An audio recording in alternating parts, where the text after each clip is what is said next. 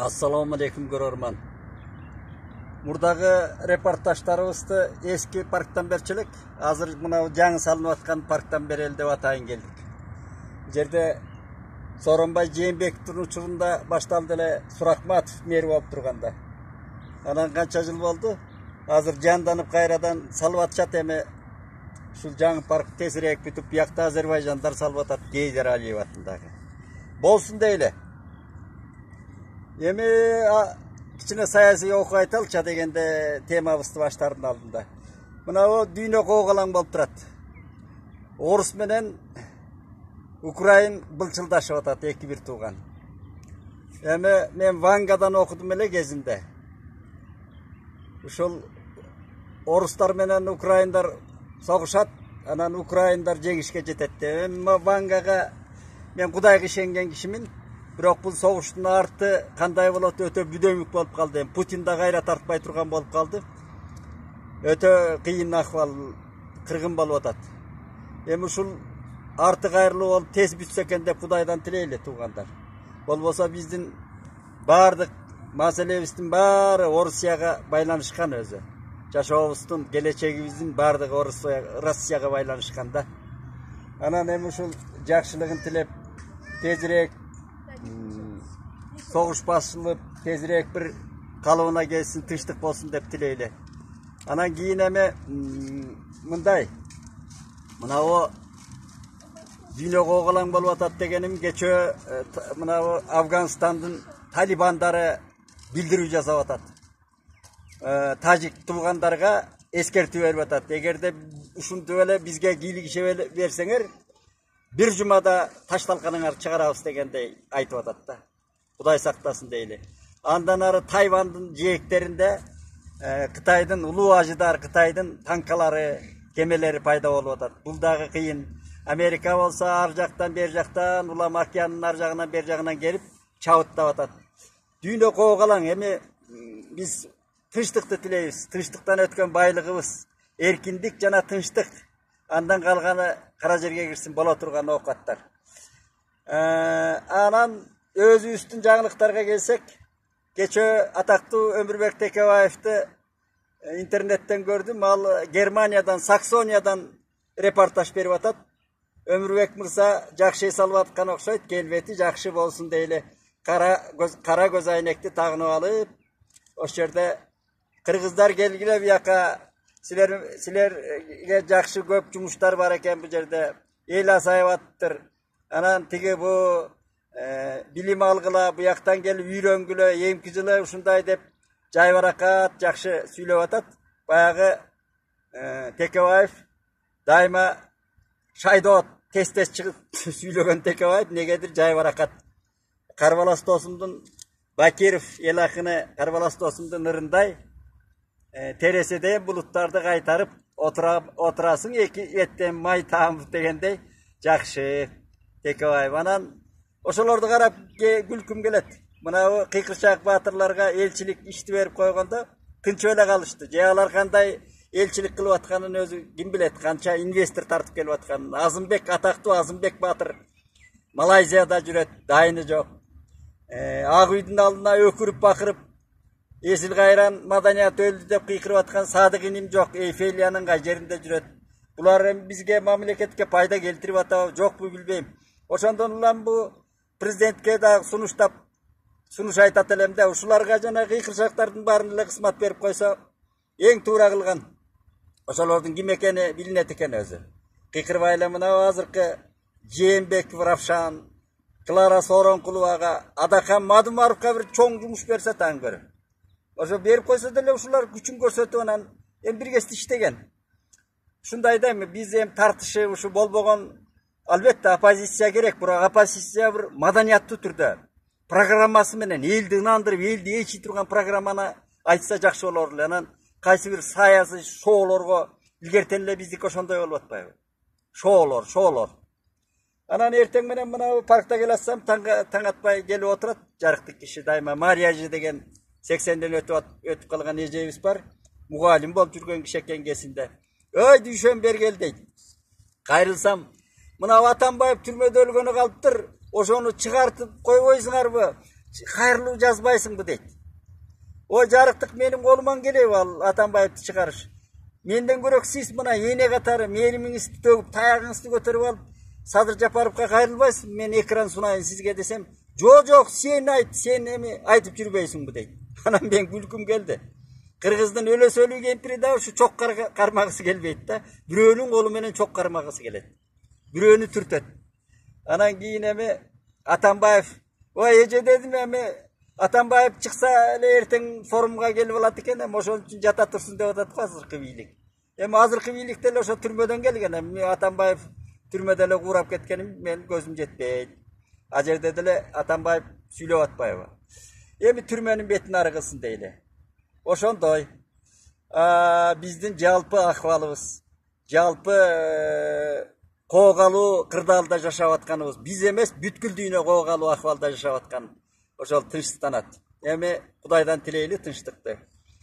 Анан бизде мына сүйлөп атканда жалаң баатырларга лайык дейби, жанагы колдоолор көп болот экен. Баатырды айтсаң, эми Салжан эке айткандай, илгери Салжан экенин эле сөзүн көп айтам, себеби кыргызга таамай, абай кандай казакка таамай сындап айтса, кыргызда Салжан эке гана акыркы ушул мезгилде, акыркы доорлордо Салжан экедей өзүбүзгө сын айткан феномен же болбосо ошондой рухий лидер болбоду.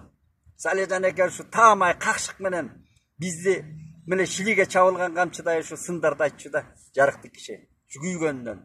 Анан ошо киши айтып атпайбы, ушул өткөн аталарыңардын баары эле мендей кедеңдебей баатыр болгон экен, баарын эле берип берин деди. Анан ушу баатырлыкка кызыгат экен. Анан баатырлыктан башка адабиятты, маданиятты, мына биздин бир рух дүйнөсүн айтсаң, аны көргөндөр аз болот экен да. Мына кечээ Текебаев сүйлөп койсо, аны 20-30 миң киши көрүп атат. Текебаев ал жерден бир иштиктүү эч нерсе деле айткан жок. Ал эми окутса болот эле, анан келгиле, андан башка бир иштиктүү сунушун көрбөдүм мен. Анан аны Текебаев десе баары ошону көрүп атат. Мен буякта поэзияны айтып атсам, тарыхты айтып атсам, маселен урук дүйнөсүн мо тилге күйүп айтып атсам, аны көргүсү жок. Кыргыз кандай саясатташып кеткен. Көрдүңбү? Азыр көчөдө балдарыбыз мына бир кыргызча сүйлөгөн борбордо адам калбай баратат. Улуу трагедия, улуу кайгы.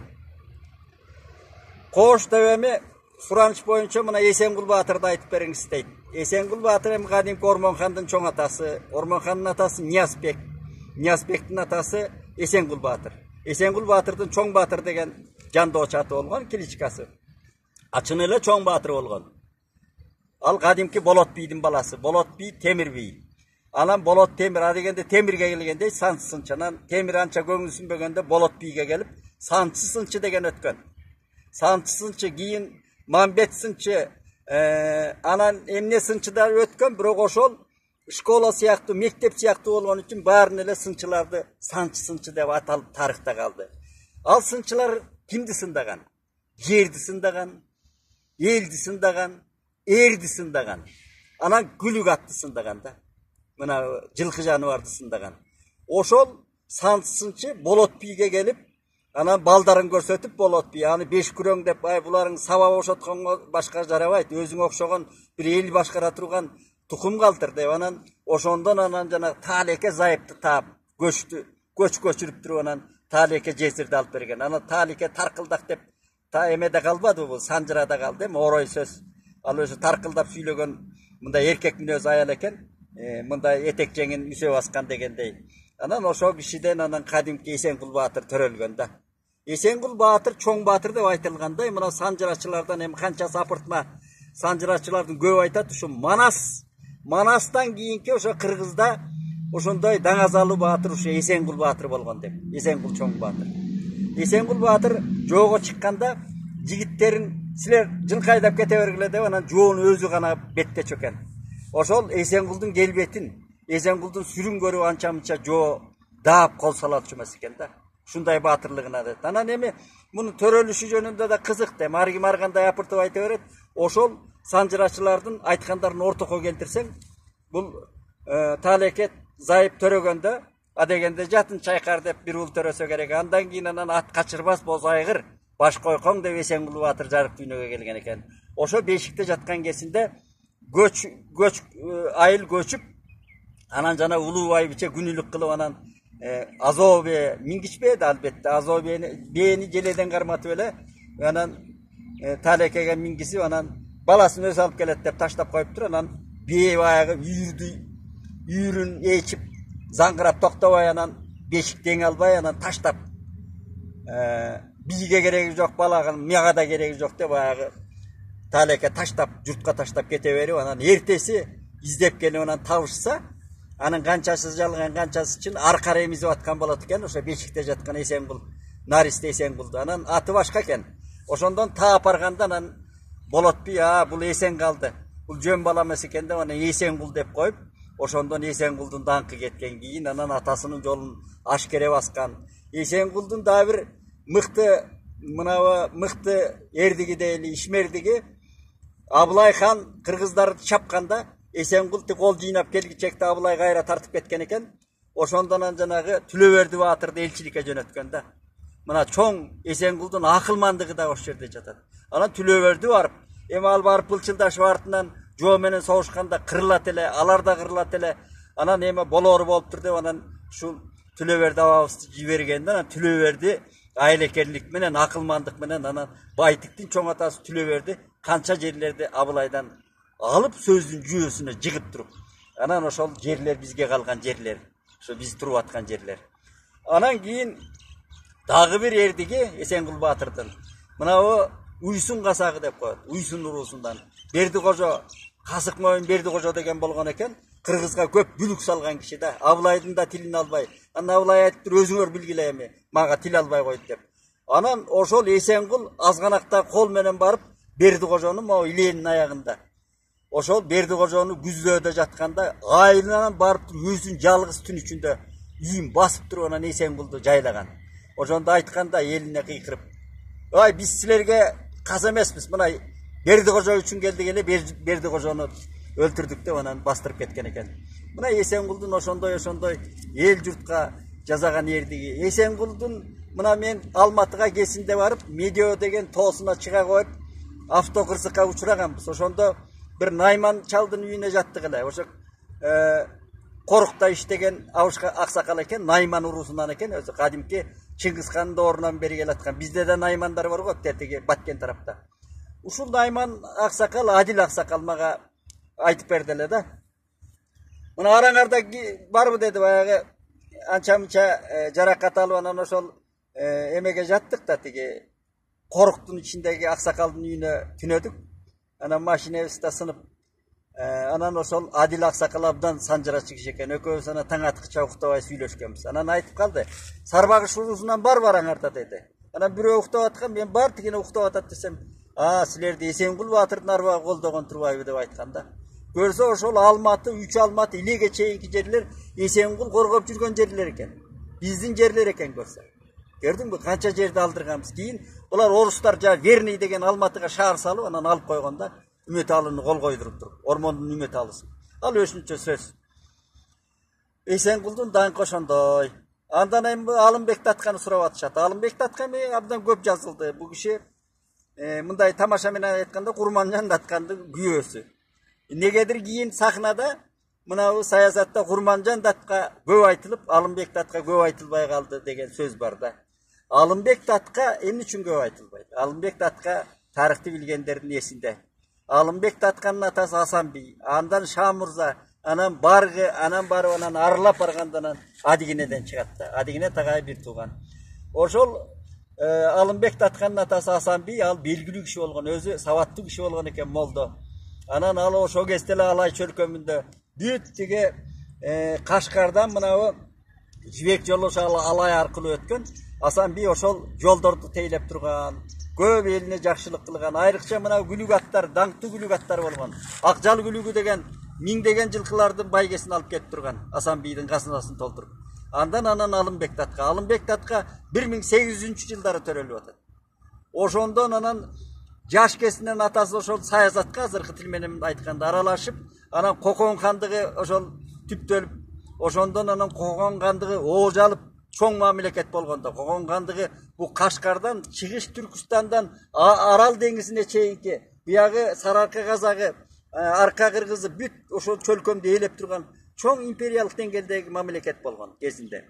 Anan кийин анан такталаш жанагыдай былжыраган өз ара согуштардан анан алсырап акыры Орусга багынып берди. Россиянын экспансиясына багынууга дуушар болгон, аргасыз болгон. Ошол Алымбек Ордонун абдан таасирдүү адамы болгон да. Кокон хандыгынын учунда Алымбек абдан таасирдүү болгон. 4 хандык менен мына мен изилдеп жазган муну 5 хан менен иштешкен мындай айтканда. Birinci Madali Han, Şeralı, Kudayar Han, Malahan, akırkısı Şah Murat. Şah Murat'ın uağından Alınbek Tatqa kişi olduğu olup kaza olmadı. Oşol 5 handık menen işteşken Anjiyandın begi olgon, handıktın baş basiri olgon, baş basir degen mına hazırkı prezidentin aparat başçısız degen sözde. Ana mingbaşı olgon dep de aytılады, mingbaşılığın men azırak bilem. Anday bolgon bu bolbogon bu.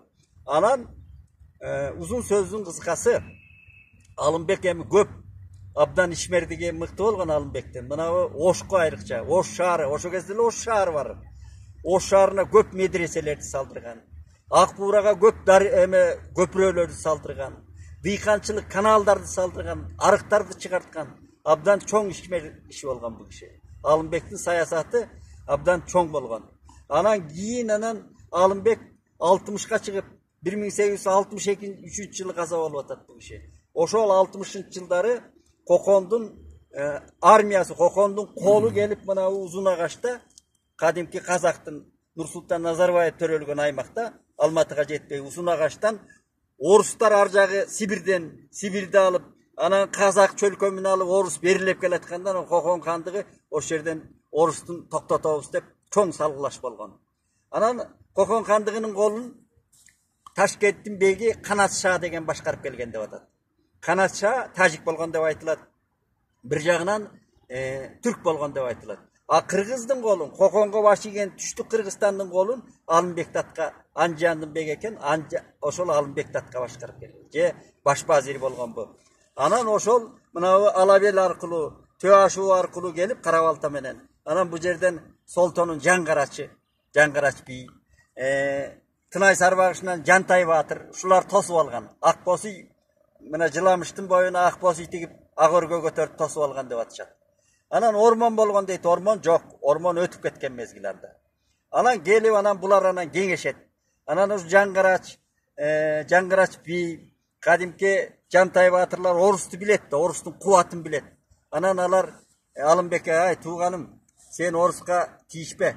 Baldardı kırdırıp alasın dep anan bir aytımda uşunday Alınbek Tatqa soğuşka girgen emez. Anan bir aytımda jana Kanat Şah yoko jol talaşıp sen kolbaşçı men kolbaşçı bolam dep anan Kanat Şah kolbaşçı bolup anan Alınbek kelip anan soğuşka katışpagan dep aytılат. Sözlü anan jumgakta aytkanda mına arkalık kırgızlar oşo kezdе Akbos biye soyup Alınbekti han götüröldü dep. Özüyüz han bolboylu. Ming tukumundan ele oşol Aksak Demir'in tukumundan ele handыкты berilip otura beresiz oşolorga kızmat kılıp. Biz mına Kokonga kança kanыбыз tөгүldü. Kokon handыгын mamleketin tüptöş üçün Kırgızlar başında turgan. Ana kança kanыбыз tөгүldü, kan tөгүldü bizden, ter tөгүldü. Biz özüyüz handık bololdu anan oşonda Alınbekti batalaşıp han kılalı dep anan Alınbek makuldaşıp anan getip Kanat Şah tiyagынан jetip jеңилип barganda Kanat Şah. Anan tigi oşo kezdеги Şah Muratqa anan Alınbekti jamandap bargan dep aytılат. Anan oşondan anan kutumçuluk menen Alınbek Tatqa öldürgön. Bir jagынан jana Kırgız Kıpçak dep kayrap oşo inşallah tartып от ташташкан да. Азыркыдай эле от таштап койсо талашып атышпайбы. Anan oşondan anan Alınbek Tatqa öldürülgön da. Killer arkulu azırkı aytkanda. Başkeser jiberiп anan Alınbek Tatqa bek kapara oturganda öldürülgön. Bul hem çoğun oşondan keyin anan Kurmanjan Tatqa mınдай aytkanda ekranга çıkkanda, sayasi arenyaga çıkkan. Kurmanjan Tatqanın mıktılığı. Oşol Alınbek Tatqanın kançançayalı Kurmanjan Tatqa. Hem kinosunda arganday tartışıptır hem men al kinonu ötkön işke gili işe berbeyin. Mana Kurmanjan Tatqanın kinosunu görüp oturup men iki maselede namısıma tiygen jerleri var da men ele namısıma emes köp kişinin namısına tiyet. Birinciden Kurmanjan Tatqanın birinci güyösün jana şal kılıp tartıp atışpayбы, impotent azırkı til menen aytkan. Ne bileyim Kırgızdı kordo. Agesteme alanday tarihta sanjıradanda emes Kurmanjan Tatqa çanıp güyösün bir hem жоош момун экен деп анан качып келген, анан Алымбек Татканын көзүнө илинип өтүп бараткан, жол жүрүп бараткан. Анан Курманжан Зайып ошол жубан тийген Алымбекке. Канчанча аял болуп. Анан 5 уулду болуп атат. Жанагы мына 5 уулдар мен жазып алдым эле, бул жерде жазып айтайынчы. Ошо уулдары Абдылдабек уулусу, кадимки Абдылдабек, Батырбек, Мамытбек, Асанбек, Камчыбек. Мына ушул 5 Алымбекти төрөгөн да. 5 өтө мыкты чыккан балдар. Анан ошондон энеси Курманжан Датка абдан акылдуу киши болгондо, ошон үчүн Алымбек жөн эле Курманжан Датканы же сулуулугуна же келбетине карап алган эмес. Курманжан Даткандын баскан турганына Алымбектин кыраакылыгы ошондо да. Кыраакы киши болгондо. Анан ошону карап алган. Ошондон анан Алымбек өлгөндөн кийин анан Курманжан Датка болуп, жанагы Кокон хандыгынын иштерине чейин аралашып, анан Алайская царица деген атка конгон ошондон. Анан эми Алымбек Татканын дагы бир мыктылыгы Молдонияз, кадимки чоң акын, жазгыч акын Молдониязды жанына алып жүргөн. Мына ошо кездеги биздин мына Ормон хандын жанында Калыгул Олуя жүргөн, Байтик Батырдын жанында мына Балык Ооз жүргөн. Мына мындай кеңешчилер мыкты болгон да. Өнөр адамдары жанында жүргөн да. Молдониязды жанында алып жүрүп санжараларды жаздырган.